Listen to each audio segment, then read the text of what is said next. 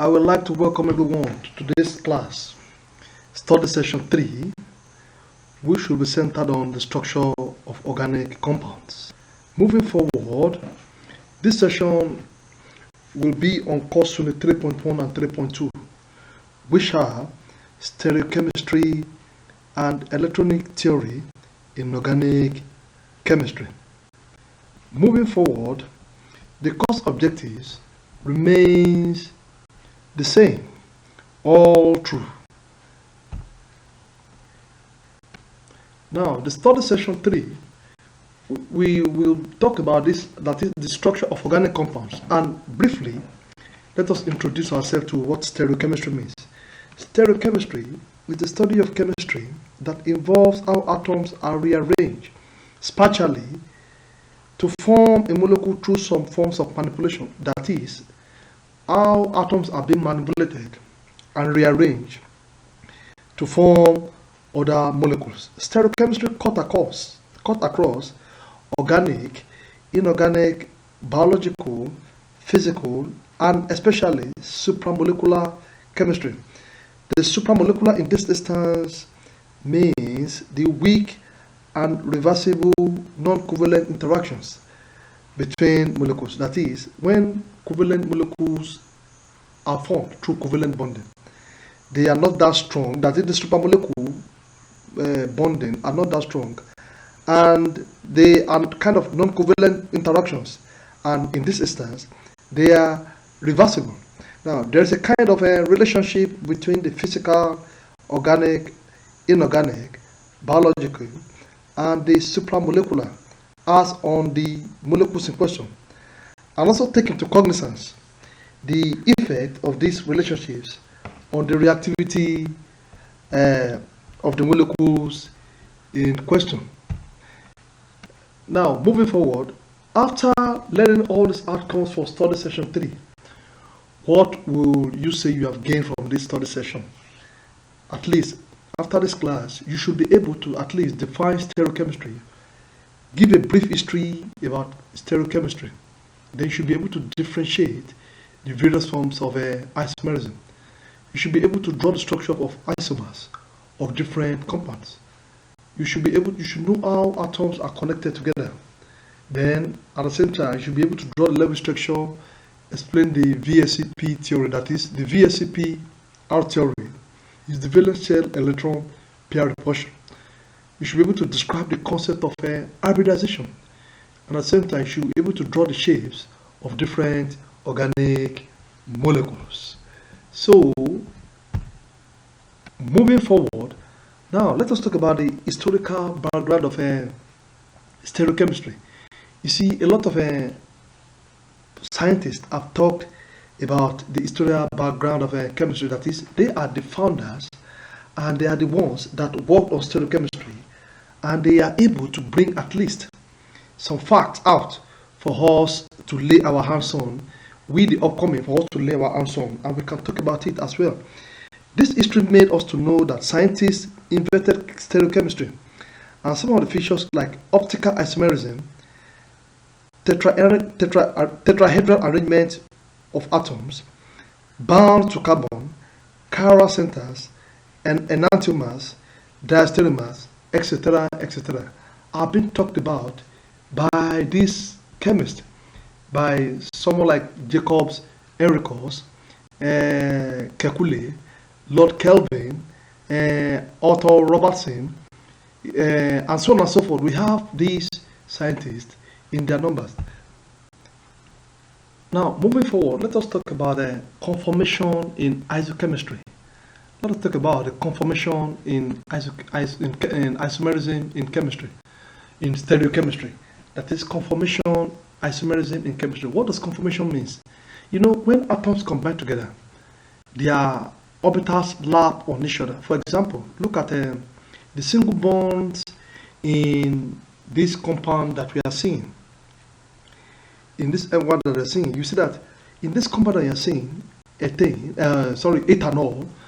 Look at the oxygen and hydrogen there. Look at the carbon, oxygen, and hydrogen there. You'll be able to see that due to the sigma bond there, that is the overlapping of the orbitals of these atoms here, it is able to rotate at 180 degree. It's able to rotate at 180 degree. That is the carbon-oxygen bond in ethanol.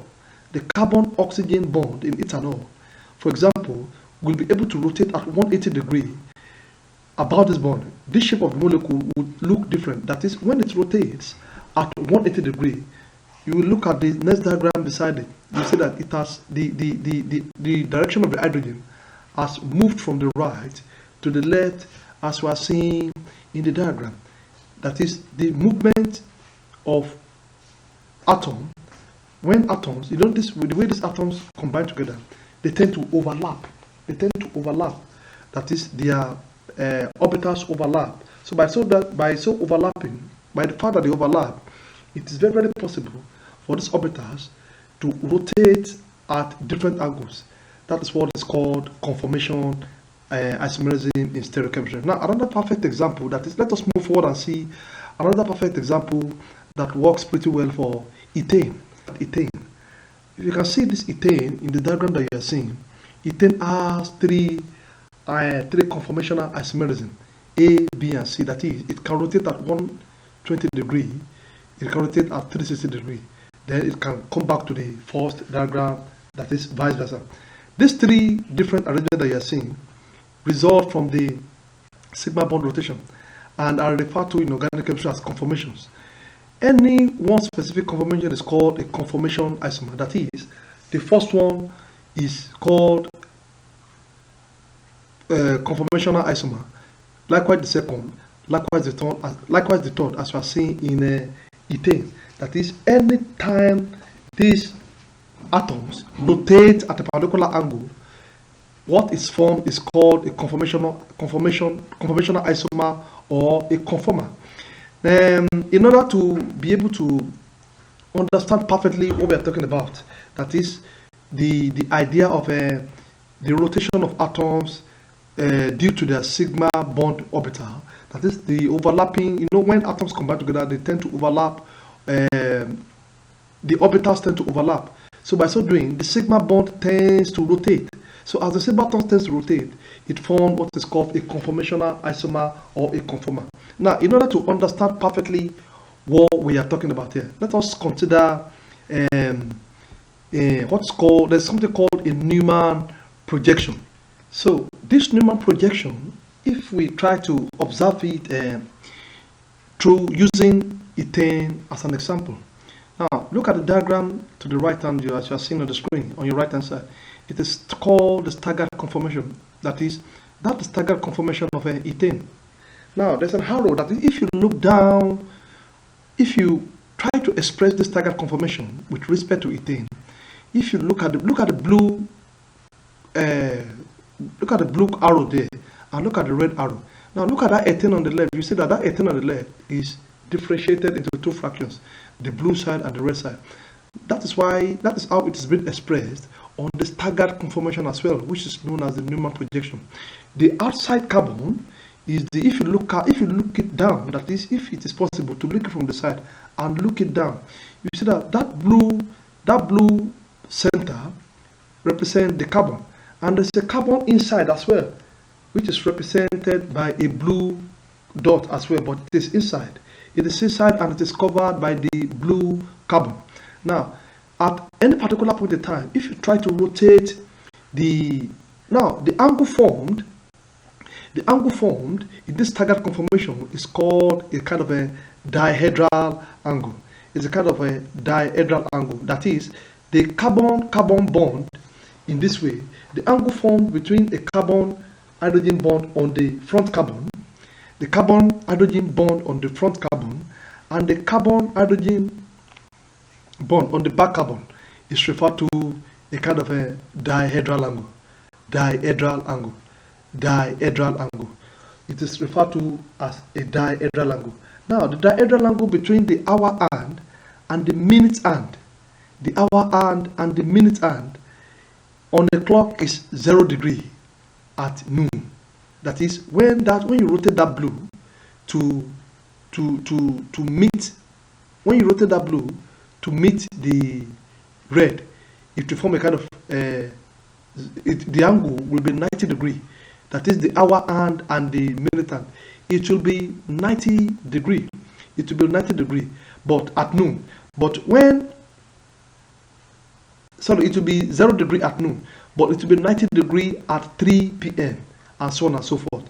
Now, the lowest energy conformation of ethane, shown in the figure that we are seeing, is called the staggered conformation. That is, all the dihedral angles are at 60 degree.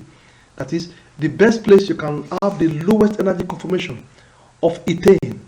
That is, the best time you can attain the lowest energy conformation of ethane when you represent it on the staggered conformation is when all the angles are at dihedral.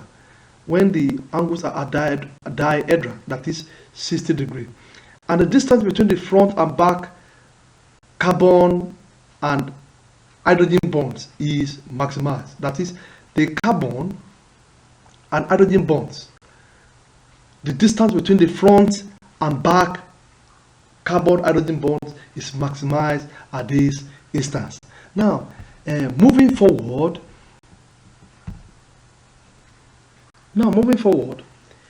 if we now, let's try to do something here. If we now try to rotate the front carbon CH3 at the front in a kind of 60 degree. Remember, we said the dihedral angles, they are at 60 degree to each other. And at this point, the distance between the front and back carbon hydrogen bonds is maximized. Now, let us try and rotate the front CH3 group in a clockwise direction at angle 60 degree. Then it will appear as if the energy will be at its highest energy. It will be at its highest energy, known as eclipse conformation. But in this diagram that you are seeing, this eclipse conformation, it is there's no more angle there. All the dihedral angles are at 60 degree. All the dihedral angles are 60 degree because when you rotate, remember, the conformation, that is the ethane conformation that was first represented, they are all dihedral angles and they are at 60 degree. But now, when we now rotate it at 60 degree again, the angles, they won't be angle again. There won't be nothing like dihedral angle. Everything will be 0 degree.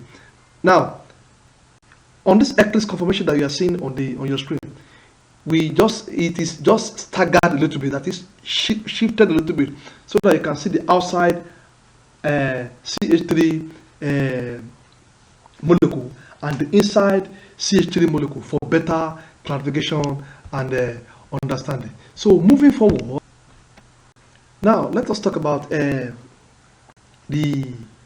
eclipse conformation, the differences now. Now, there's a particular point in time whereby when we staggered it, when we rotate it by 60 degree, in a situation whereby there is no more angle between it, that is the front methyl group is at the same angle with the back methyl group, making 0 degree. There's no more dihedral angle.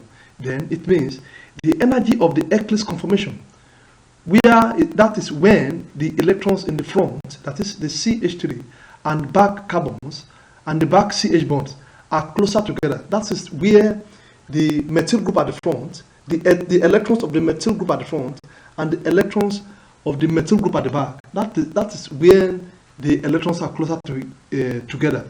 Now, in this instance, it has a higher energy of 12 kilojoules per mole, higher than that of when it is at a staggered conformation.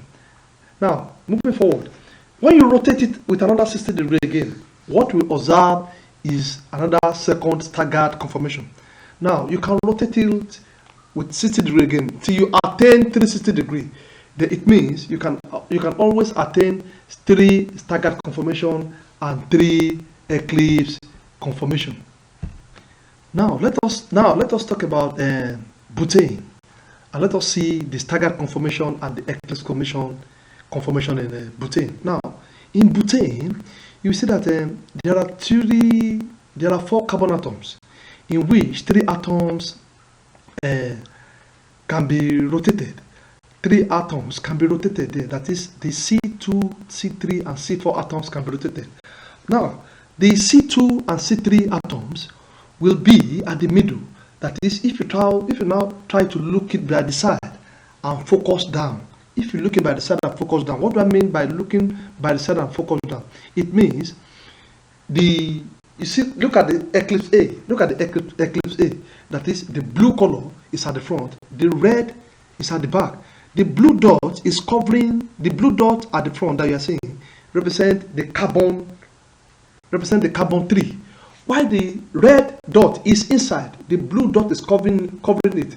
That red dot represents that red dot that the blue dot is covering represent the carbon 2, but you cannot see it. Why? Because you are looking by the side and you are looking down.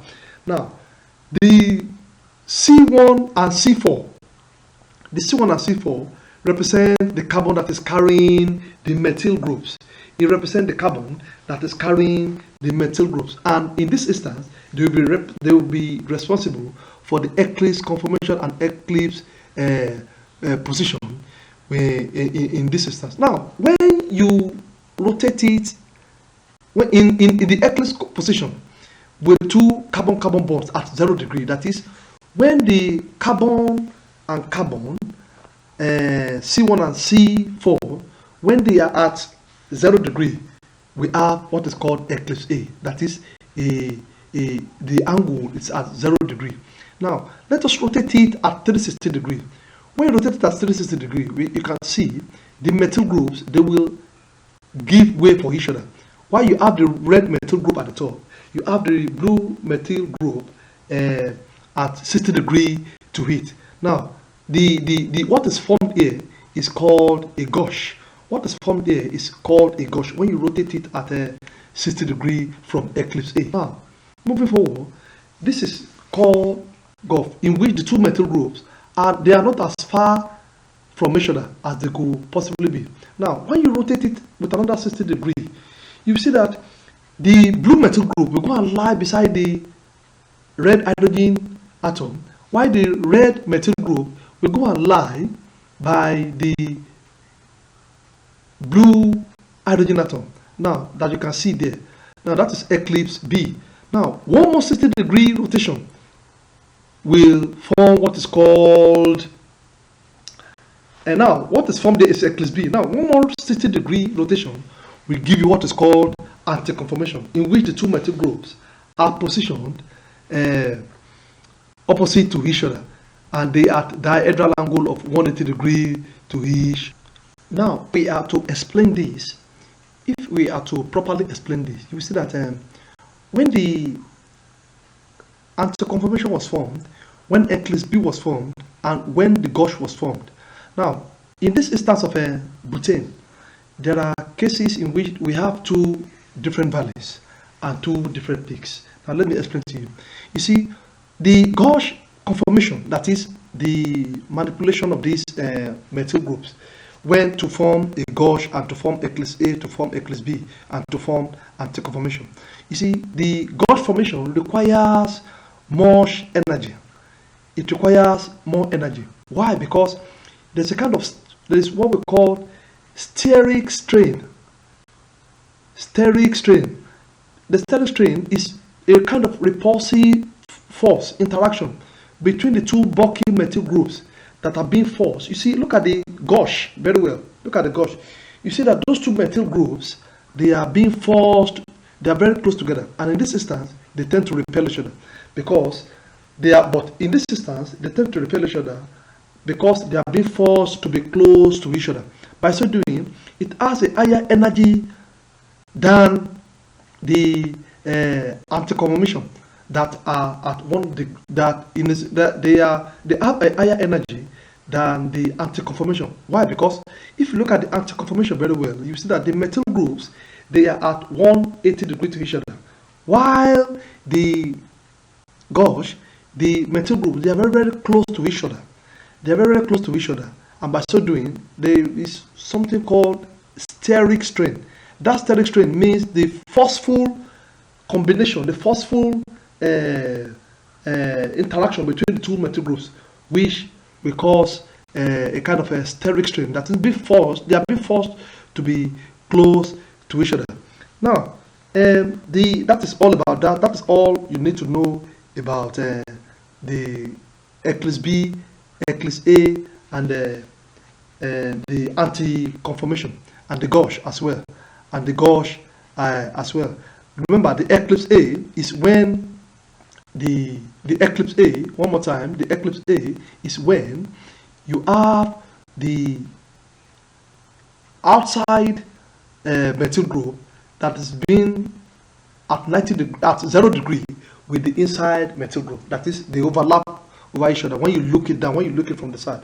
Now, the gauge is formed when you rotate it at 60 degrees to form a kind of a dihedral angle. Now, that dihedral angle, you see that the two methyl groups are very, very close to each other. They are very close to each other, and it will kind of form what is called a steric strain, because the two buccal groups of the methyl groups, they are being forced to be close to each other. Now, when you rotate it at another 60 degrees, in such a way that both methyl groups, they'll be forced to go and lie beside hydrogen atoms. They'll be forced to go and lie beside the hydrogen atoms. Now, you have reduced the steric strain in this instance. The steric strain in this instance, and what is formed is called the eclipse B. It's called the eclipse B. Now, another rotation of 60 degrees will make the two buccal groups of methyl groups to be at 180 degrees from each other. To be at 180 degrees from each other. By so doing, the two methyl groups are they are as close together as they can possibly be to be in the higher energy than the two eclipse B conformations. Please always take note of this. Now, moving forward, let us talk about the conformations of cyclic organic compounds. So, moving forward, now let's talk about the conformations of cyclic organic molecules. You see, when talking about conformations in cyclic organic molecules, we will often make reference to sugars. Why? Because most of them are aromatic and therefore planar. They are planar. Yeah, they are planar. That is what I mean by planar. That is, all the atoms that are attached to this tetrahedral shape, they all lie in the same plane. That is, it is planar. So all the atoms that will be attached to it, we have a flat surface. The word planar means the flat surface of a particular structure, and the atoms that will be attached to it will lie on the same plane. That's the meaning. Now, is that in the cyclic structure that you are seeing on your screen, the atoms or groups bonded to the tetrahedral ring are either pointing upward, that is, out of the plane of the page, or pointing downward, that is, into the plane of the page, as you can see by the use of dashed or solid wedges. Now, look at the diagram very well. You'll be able to see that when you look at the down diagram, where it is being extrapolated at cis methyl groups and the trans methyl groups, you will see that when you have the same substituents, that are bonded to the ring, both pointing toward the same side of the ring, like the cis methyl that you're seeing now, that is being extrapolated, the cis methyl group, you see that they are kind of a solid bond and not the broken bond, not the dashed bond.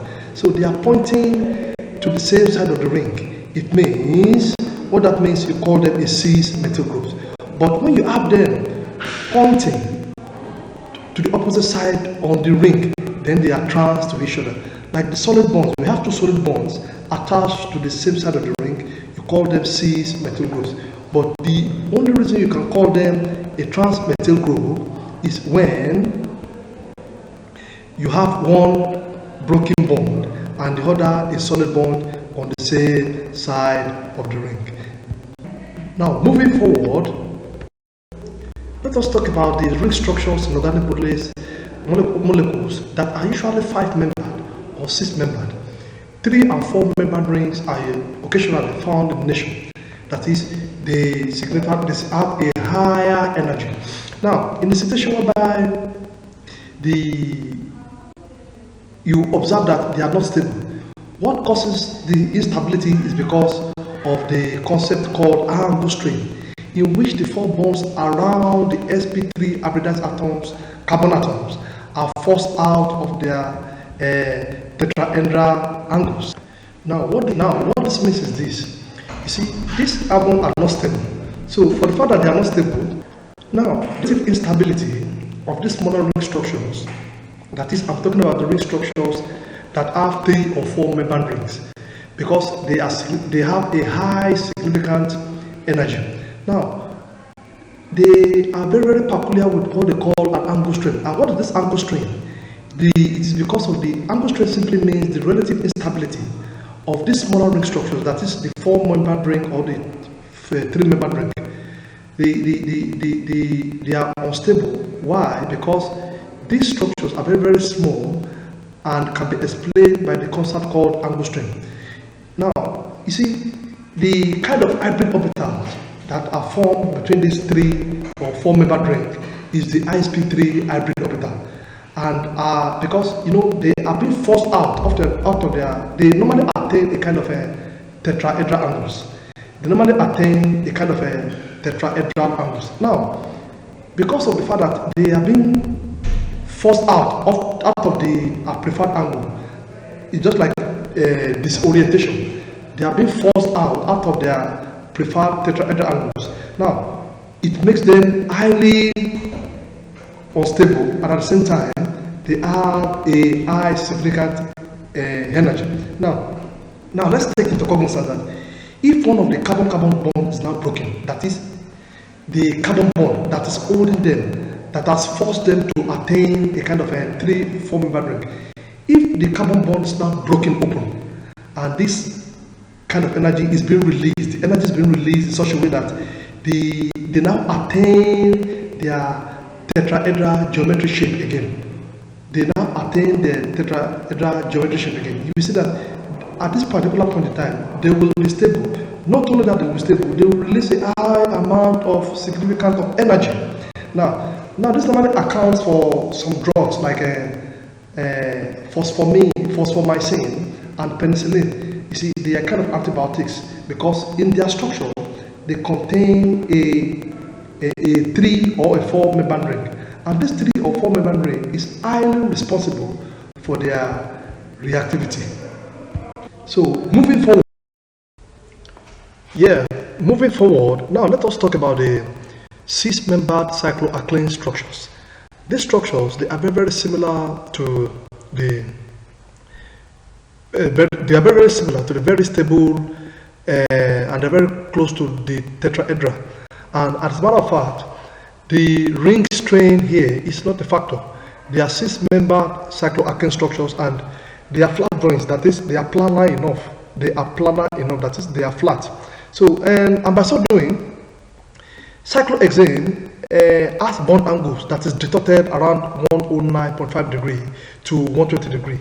Now, if you try and build the model and let us manipulate the atoms of this cyclohexane, you will see that this cyclohexane, you can use it to form a kind of shear shape, and you can use it to, the shear shape is at the top that you are seeing, and the boat shape that you can see at the bottom. Now let's talk about the shear shape. The shear conformation of cyclohexane is not strain. That's it. You don't need to bother about strain factor here. The strain factor, the angle strain, is not a factor here. Why? Because it is more relaxed. It has a kind of a back that you can rely your back on, a seat that you can sit on, and the leg that you can stretch your leg. So that is why you call it a kind of a shear conformation of a cyclohexane. So at this particular point in time, it has a lowest energy conformation because there's no kind of a angle strain there. So as a matter of fact, by so doing, there will be a kind of a lowest energy conformation for cyclohexane and other member C strings. But the alternate conformation of this cyclohexane, which is the boat, that is, if you are trying, I'm talking about the boat diagram that you're seeing at the bottom. If you are trying to bend the 2H that you see there, you are trying to bend the H at the top to cause what is called a kind of a steric strain repulsion. To cause what is called steric strain repulsion. so that you are trying to bend the boat, you are trying to bend the edge so that you can form a kind of boat. Then what will happen here is that there will be a kind of a higher energy conformation. The boat formation will have a higher energy conformation because it contains what is called angle steric strain. So let us move forward and see what will happen. Now, moving forward, in boat conformation, you see two substituents that is on the bow are tend to be forced to be close to each other. And as a matter of fact, it will cause what is called a steric strain. And at the same time, and that steric strain is formed at the top because you are trying to force them together. Now, at the bottom again, at the bottom of the boat again, you have two adjacent atoms. You have there's adjacent atoms on the bottom that are forced to eclipse position.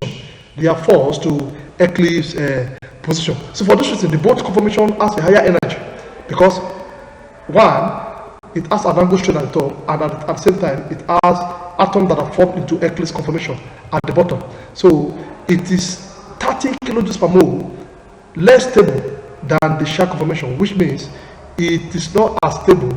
The boat conformation is not as stable as the shear conformation. Now let us look at the shear conformation diagram that we are looking at.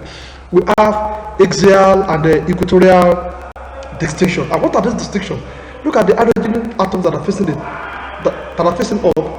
Look at the hydrogen atoms that are facing down. You see that the hydrogen atoms that are facing up are axial hydrogen bolded. That is the one that are bolded. We call them axial hydrogens that are bolded because they are facing up, and we have some that are facing down. So the way they are positioned on this shear conformation is a kind of an axial formation. Now we have the ones that are straight to the side. That is, that are pointing out of the perimeter of the shear, that are pointing out of the perimeter from the compound.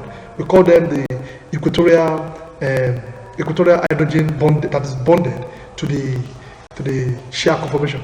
So by so doing, the tutor, that is me, particularly myself, will be able to instruct and tell you more about this conformation. Now forward, let us talk about chirality and stereoisomers. Chirality and stereoisomers. Now this chirality, what is chirality? Chirality means when your atom does not have a plane of symmetry. And what I mean by plane of symmetry, that is, the atoms are not the same. The atoms are not the same. The two atoms in this system, you have two distinctive atoms that are not the same. That they are not the same molecule. So when a molecule cannot form the same image of itself, when a molecule is placed at the front of a mirror, and the mirror image is not the same as the original molecule itself, it means they are different molecules. It means they are different molecules.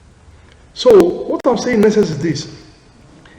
It means that this molecule that is placed in front of a mirror cannot be superimposed on its own image. It cannot be superimposed on its own image. And by so doing, another way of saying this is that it does not have a mirror plane of symmetry. It does not have a mirror plane of symmetry. So we call them chiral molecule or chiral objects because they do not have plane of symmetry or mirror plane of symmetry. And what does acara mean? Acara means it lacks chirality.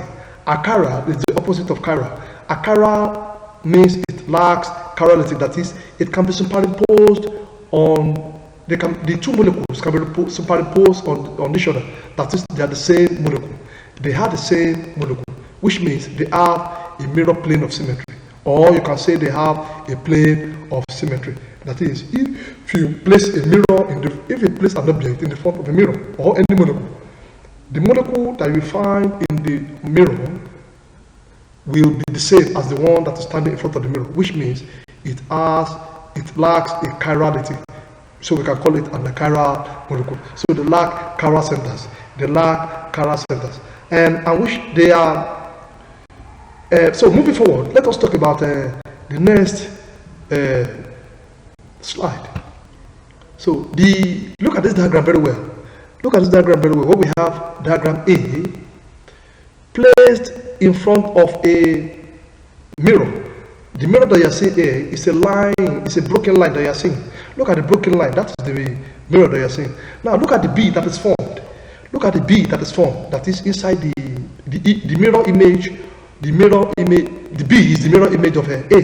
B is the mirror image of A. Now, let us, when you flip over the original A that you place in front of the mirror, so that it can form another A at the bottom.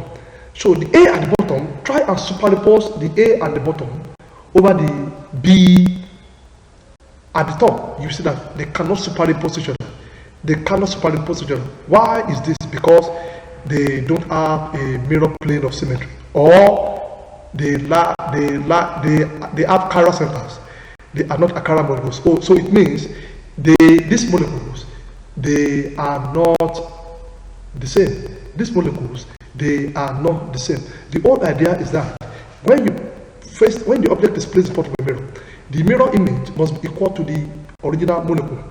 That is, so if you want to practice this very well, try and flip the mirror, try and flip the original object at an angle that will be equal to the original molecule. Try and flip it in the opposite side. You see that the new molecule that will be formed when you flip it, if it's not equal to the one that is that you are seeing on the mirror, then it means they cannot superimpose each other. They cannot superimpose each other. So moving forward, let us talk about what stereomers are. What are stereomers? What are stereomers? Stereomers are molecules with the same molecular formula and the same bonding arrangement. But you see, let's talk about stereomers. Enantiomers and diastereomers. Enantiomers, they are pairs. They are molecules that they are not the same. That is, though enantiomers can have the identical physical properties like melting point, boiling point, density, and so on, but they cannot be superimposed on each other. It means they are two different molecules. So they can only appear in pairs. They can only appear in pairs. They are pair of stereoisomers, which are mirror images of each other. Thus A and B are enantiomers. That is, they are not the same molecule. Why diastereomers are the same, and they are the same molecule. They are the same molecule. That is, they have a plane mirror, the plane symmetry. They have a plane of symmetry. They have a mirror plane of symmetry. That is, they are the same molecule. So by so doing, why we call them di, from the word diastereomers, is because once you place them in front of a mirror, you have the same mirror image. So it becomes two. It becomes two. It becomes two. So it becomes di. That's why we call them di. Why enantiomers, on the other hand, they are pairs. They are two different molecules. They are two different molecules. They are two different molecules. So, moving forward, let's talk about a practical explanation of this chiral and achiral stuff that we're talking about. Now, look at these C and D image. A situation whereby you put C in front of a plane mirror, and you can see that C, the D that is formed, is not a mirror image of the C, but it is the same object. Now, if you flip that C at an angle of 120 degrees, it will give you another C. It will give you C, and the C that has given you, that's represented at the below at the bottom, with the same thing as the D at the top. That is, the image that is from the mirror in the mirror must be able to be superimposed on the C at the bottom, which means the D in the mirror and the C at the bottom can superimpose each other. What does that tell us? It means it has a plane of symmetry. It is lacking chirality, and we can call it an achiral molecule. Now let us look at another practical example below, where you see your E. When you see your E at the front of a mirror. Now the F that is formed inside the mirror is the same thing as the E that is formed below when you flip the E at the top at an angle. The E at the top, when you flip it at an angle, it will give you E below. Now that E below it must be able to be superimposed on the F inside the mirror. It means this one has a plane of symmetry as well. Moving forward, now we are going to apply this to molecules. That is all the diagram representation we've been seeing. We are going to apply it to describe molecules. Now we will start the first discussion with molecules that have a single chiral center. For example, look at our 2-butanol. Our 2-butanol. You can see that if you draw our 2-butanol, it has an ethyl group, hydrogen group, hydroxyl group, and a methyl group. Now, if you draw it in a 2D, and when you put it in a vertical position, this is what you will see in the second diagram. And the third diagram is when you place it in an horizontal position, where you see your OH at the point 2, your methyl at the point 1, your ethyl at the point 3 and 4, and so on and so forth. Now, let us talk about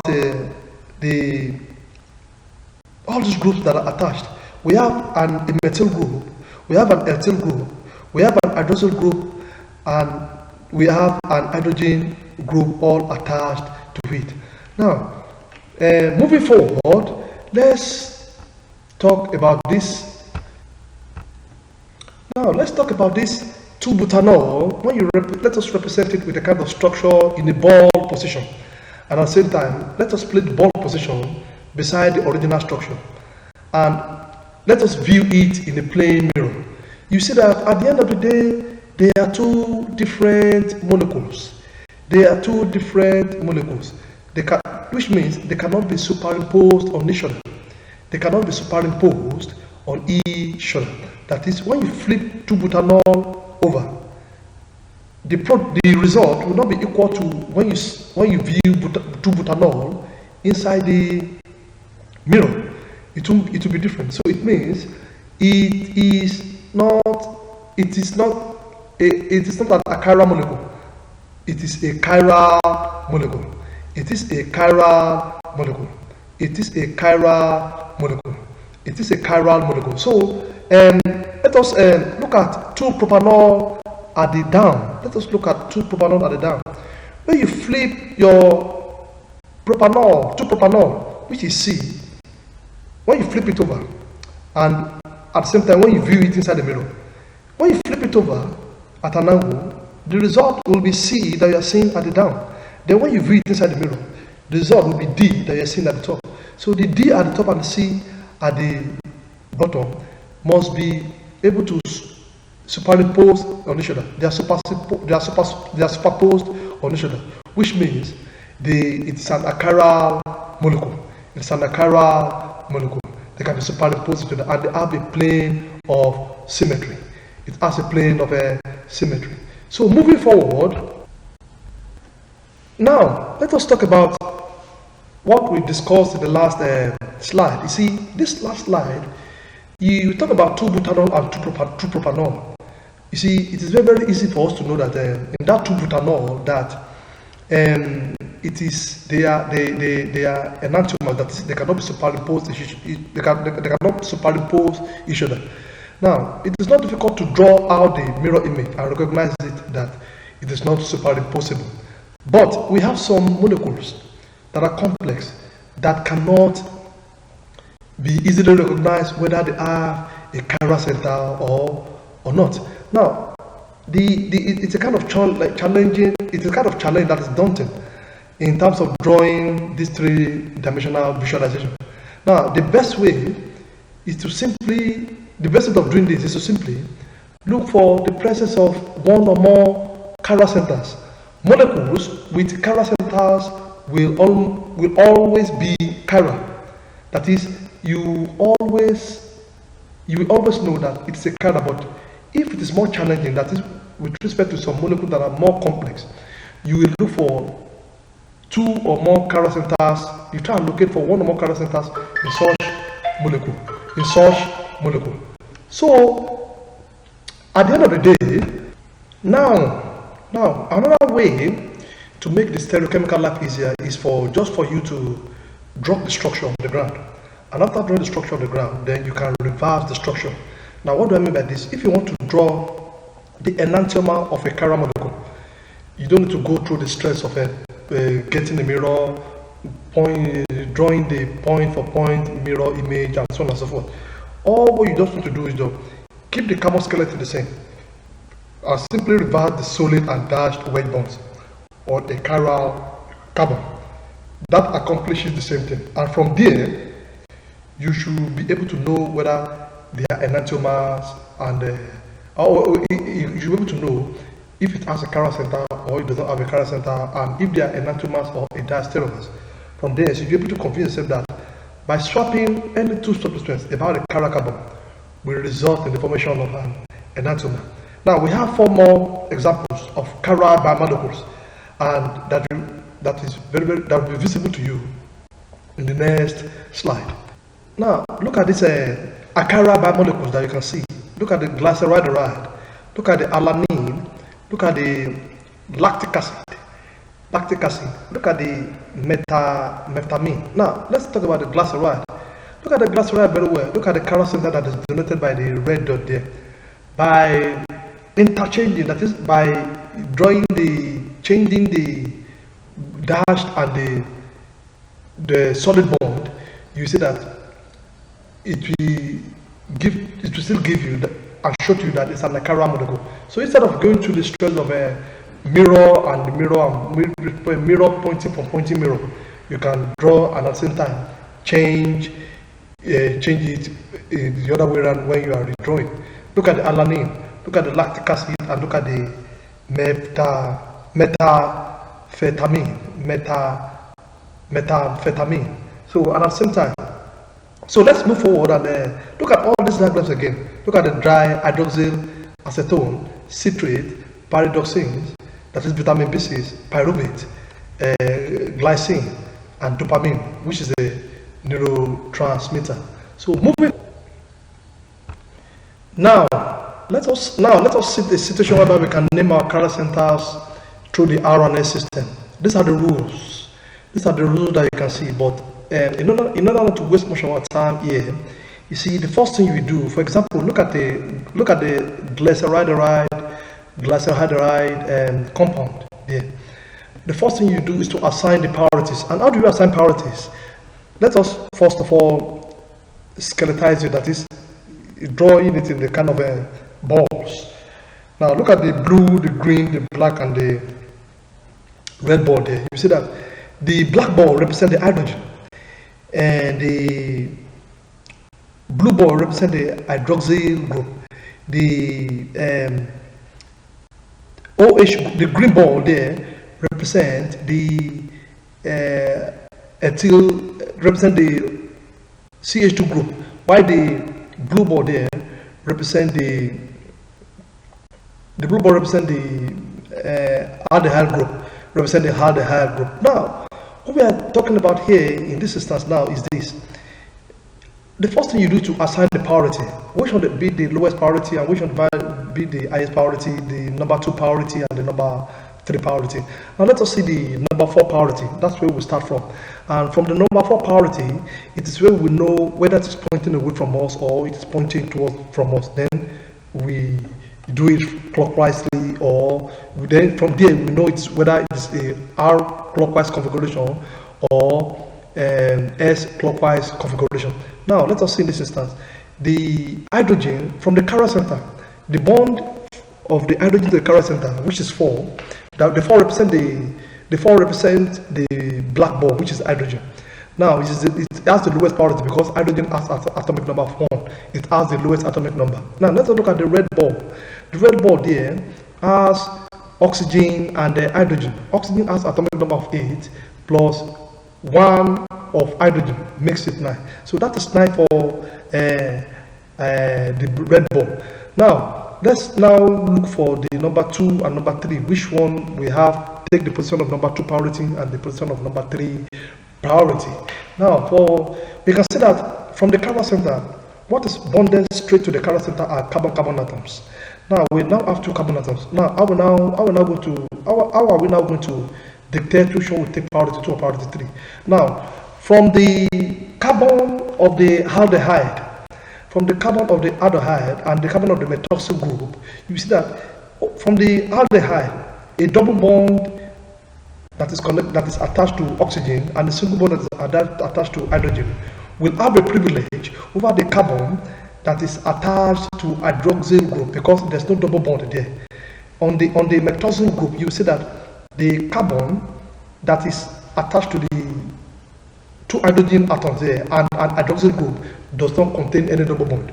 While on the priority 2, the carbon that is attached to the oxygen and hydrogen there contains a double bond. So the priority 2 will be given to the aldehyde group. Now moving forward, to now determine which one will be, to now determine our orientation. Determine our orientation. It is always determined from the group 4, from the lowest priority. And how are we going to determine this? It only depends on the kind of bond that it is used to bond with the chiral center. If it is a dashed bond, then we know that, for example, in this glyceraldehyde, it is a dashed bond. Since it's a dashed bond, it means it is pointing away from us. Since it is pointing away from us, it means it is pointing towards the plane of the. It is oriented into the plane. It is oriented into the plane of the page. It is pointing towards the plane of the page, which means the way we are going to draw it, it will be an R-clockwise configuration, while the anti-clockwise will be the S configuration. Now let us see this. Now this is something now. It will be the R configuration. Why? Because the priority 4 is an hydrogen, and from the dashed bond that we are seeing, it is pointing away from us and it is pointing towards the plane of the page, while the anti-clockwise will be the S configuration. So moving forward, let us see for lactic acid. In this lactic acid, it is the same as well. Look at the hydroxyl group, the hydrogen group, the methyl group, and the aldehyde group. You will see for a fact that the lowest priority is the black ball, because it is hydrogen connected to the chiral center C. The highest priority will be the red ball, because it contains oxygen and hydrogen. Now look at the methyl group attached to the chiral center, and look at the aldehyde group attached to the chiral center. You will see for a fact that the methyl group has a carbon that is attached directly to the chiral center and it does not contain any double bond, while the carbon on the aldehyde contains a double bond. So the priority 2 will be given to the aldehyde, the priority 4 will be given to the methyl group, the priority 1 will be given to the hydroxyl group, and the priority 4 will be given to hydrogen group. Now in this instance, if you look at the bond that is connecting the hydrogen to the chiral center, you see that it is a solid bond. Since it is a solid bond, it means it is pointing towards us and away from the plane of the page. It is pointing towards us. Since it is pointing towards us, being a solid bond, it is pointing away from the plane of the page. Now, since it is pointing away from the plane of the page, it means it will be the clockwise configuration will be S configuration. The clockwise configuration will be X configuration, and the anticlockwise will be the R configuration. The anticlockwise will be the R configuration. Now, distinguished learners, one more time, from the priority 4 is when we know our clockwise configuration. So it is a solid bond and it is pointing towards us. Since it is pointing towards us, then it means it is pointing out of the plane of the page. It is pointing out of the plane of the page. It is pointing out of the plane of the page. Now, since it is pointing out of the plane of the page, since it is pointing out of the plane of the page, it means the configuration will be S configuration. It will be S configuration. It will be S configuration. While the anticlockwise will be the R configuration. So that is why it is named S lactic acid. Now, let us move forward. Now, let us move forward and talk about a kind of drug named thalidomide. This drug is a kind of a racemic mixture because it contains 50-50 mixture of both enantiomers. These two diagrams that you are seeing, they are enantiomers of thalidomide. So since it is a racemic mixture, it both contains advantages, it has advantages and disadvantages of the drug. It was first used in Europe and Australia in the 1950s as a kind of a sedative to remedy for some sickness in pregnant women. But it was soon realized that it was implicated as a cause of devastating birth defects and in babies, and as well the women almost sleep all through the pregnancy time. So this drug thalidomide contains a chiral center and thus exists in two enantiomer forms. It exists in two enantiomer forms. So because it contains a racemic mixture of 50-50 enantiomers, that is 50-50 mixture of both enantiomers. Now let us try and determine the stereochemical configuration of enantiomer on the left. Let's talk about the first one on the left. You will see that the nitrogen has priority 1, the carbon has priority 2, the carbon 3 has priority 3, and so on and so forth. Now let us see how is it look at the chiral center there. If you see the chiral center there, let us see which one is given the priority 4. You can see obviously hydrogen is given the priority 4. The chiral center is C that you are seeing, while hydrogen is given the priority 4. The nitrogen is given priority 1 because it has an atomic number that is higher than all the other elements. Then the blue dot that you are seeing is given priority 2 because the carbon there contains a double bond attached to oxygen, while the green carbon, the green dot that you are seeing there contains a carbon that is attached to 2 hydrogen atoms, while the dashed bond, the broken bond, contains hydrogen. Now what are we saying? If we are to now label it, it will be out configuration, out clockwise. Why? Because the priority 4 is pointing away from us. It's pointing away from us and it's pointing towards the plane of the page. It's pointing away from us and it's pointing towards the plane of the page, which means this thalidomide is out configuration, the out clockwise. Why the S clockwise? Why the S configuration will be the anti-clockwise? The S configuration will be the anti-clockwise. Now, so this drug was not used because it has enantiomers.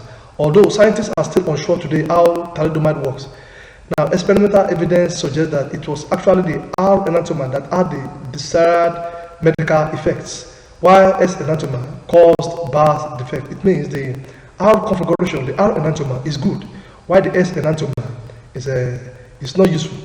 So, as a matter of fact, since the S enantiomer is not useful, and being the fact that it contains a racemic mixture, it is not well allowed and advisable to use these drugs. So, moving forward. Now, let us talk about stereochemistry in alkanes. Stereochemistry in alkanes. Unlike, look at this cis-butane and trans-butane. They are both butane, but we have the cis and the trans. Now, each of its own, each can be superimposed on its own image. That is, the cis-butane and the trans-butane, they can both be superimposed on their own mirror image. So both of them do not have a chiral center.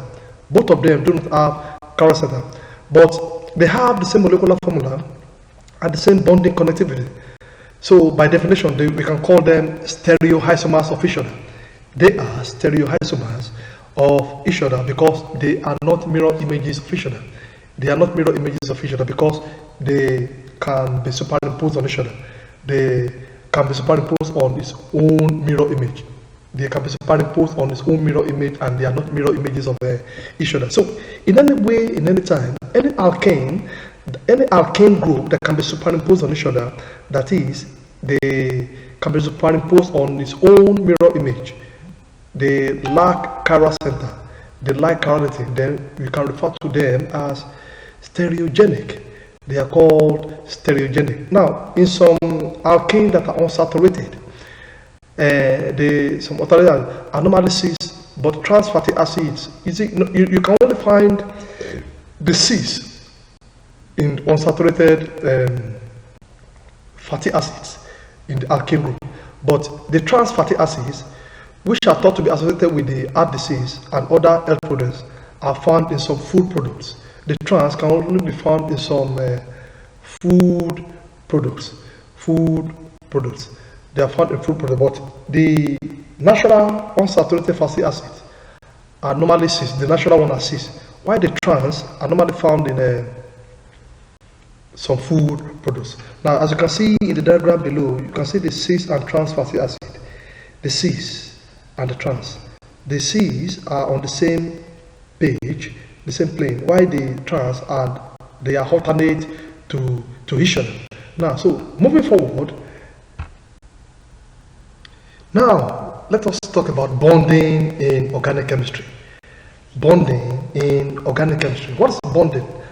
Is the attractive force holding atoms or ions together.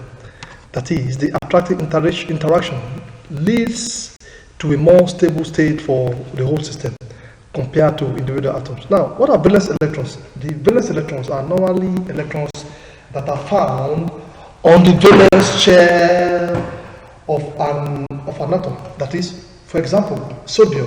Sodium has an atomic number of 11. So if you want to represent them on shell, it will be 281. That is the innermost shell. We take it 2. The next shell will take the 8 electrons, while the third shell will take 1 electron. So the 1 electron on the third shell is the valence electron on the third shell, on the valence shell. So that is what valence electrons mean. Now, ionic bonds and covalent. Now let's talk about bonding. We have different types of bonding. We have ionic bond, covalent bond, coordinate covalent bond, and so on and so forth. We have metallic bonding, van der Waals forces, and so on and so forth. But with respect of this, our topic syllabus, we'll be talking about ionic and covalent bonding. What is ionic bonding? Ionic bonding refers completely to complete transfer of electron from one atom to the other. As you can see in sodium and chlorine, sodium will transfer one electron, the atom's electron, to chlorine that is lacking one electron in the atom's shell. The idea is for them to attain an octet configuration so that each atom can attain an octet configuration. And remember, when there's a loss of electron or a gain of an electron, they always form ion. An ion is always formed. An ion is always formed. And another practical example is calcium atom and oxygen atom. The oxidation state of calcium is +2, while the oxidation state of oxygen is -2. So the moment calcium donates its outermost electron on the valence shell, which is 2, to oxygen, it is gained by oxygen to form an octet configuration of oxygen, which is oxide in. So in both ways, the bond attain their octet rule. Octet rule means having 8 as the outermost electron in the having 8 electrons on the outermost shell, which is 8. We also have 2. 2 means duplet. 2 means duplet. But when we are talking about 8, 8 means octet. Octet means having required number of electrons, which is 8 on the outermost shell. Now, whichever way we look at these equations, either the sodium and chlorine, both of them attain octet configuration. Calcium and atom, both of them attain octet configuration. So in ionic bonding, also known as electrovalent bonding, there is a complete transfer of electrons from one atom to the other. While in covalent bonding on the other hand, requires both atoms to donate electrons each, and they will both share the electrons. And with both atoms having complete power, complete manipulation of power over the electrons that it is sharing and its own electron. So in covalent bonding, both atoms will donate electrons and they will both share equally among them.